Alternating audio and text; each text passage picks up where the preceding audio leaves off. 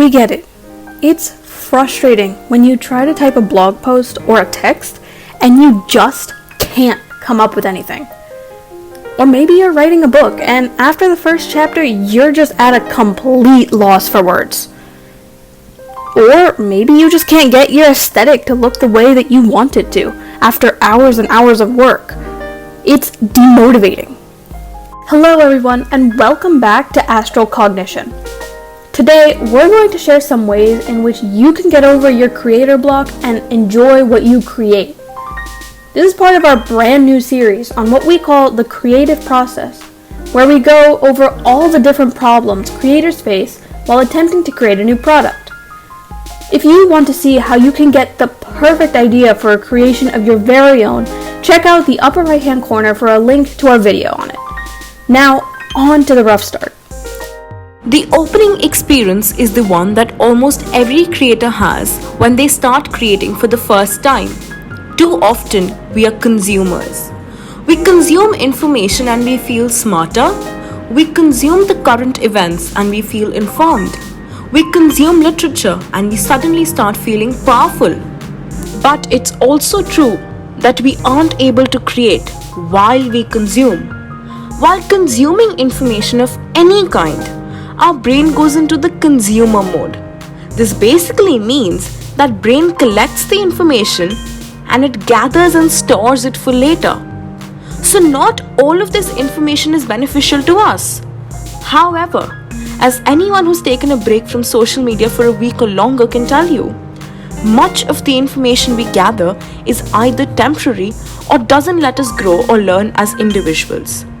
This is how social media sites thrive.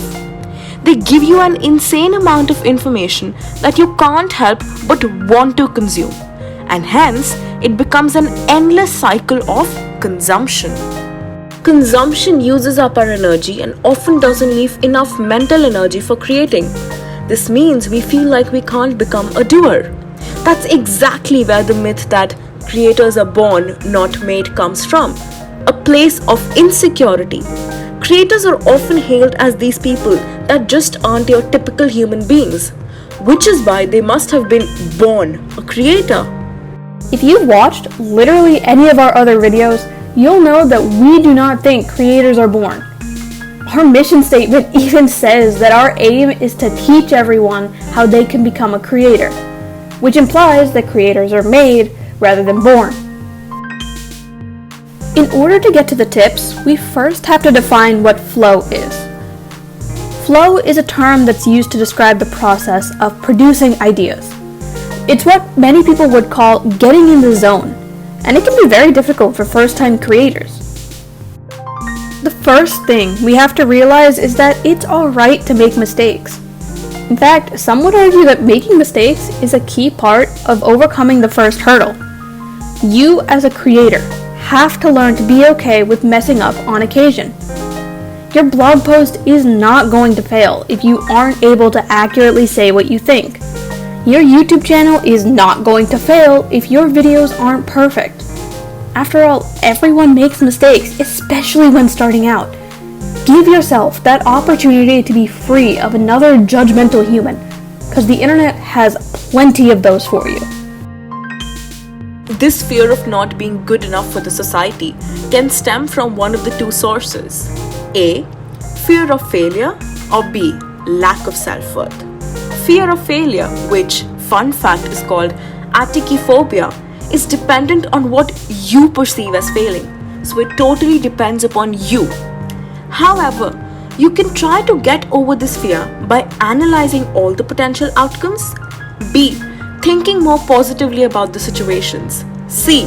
Looking at the worst possible outcome. And D. Having a couple contingency plans. I think that thinking more positively in general and having a vague contingency plan has worked out really well for me and definitely has had an impact on the way I see the opportunities which are thrown at me at several stages. The next thing we have to do is just start.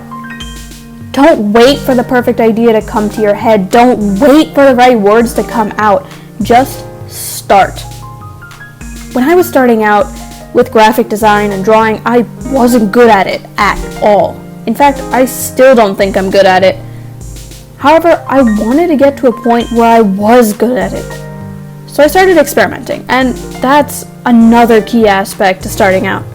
You have to be willing to experiment on your creations. I saw which designs got people's attentions and which ones utterly flopped. And while I could have spent some thoughts on the ones that didn't succeed, I didn't. I deleted those ones and tried to see why the ones that were left worked so well. While failure can be a great learning experience, don't dwell on your failures and mistakes, and instead start cultivating that sort of artistic sense that really will help you achieve your goal. Although my example was from an arts field, I was able to use that ideology in creating other, less artistic products, such as edible and biodegradable spoons. See why some of your creations worked, and why others didn't, and build on those traits until you can get as close as you can to your goal. However, you may not always have the opportunity to try out your creation in a live audience, and that's completely okay. Don't get disheartened. What's important isn't their opinions, but the feedback you get after your creation is reviewed. If you aren't able to test your creation on the internet, try having a pro-con list for your creation. Write down everything your creation does right and whatever that your creation is lacking. Then go back to the drawing board and create an altered version for the original. And I'm sure this would really help your creation do better and the best the next time.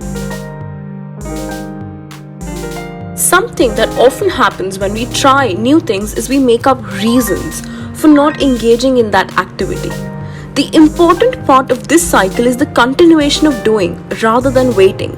Your reasons won't stay, your creations will. Ideally, you want to be creating a product that achieves your goals, but you also want to keep that wheel turning. Then it will become increasingly easier to apply your creativity to your life. That's it for our little spiel on the rough start.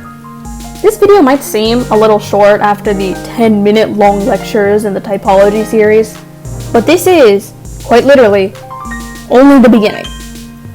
If you'd like to see more about the creative process, check out our playlist or series, depending on where you're watching this, on Facebook, YouTube, and Instagram. Thank you so much for your time, and as always, we'll see you in the next one.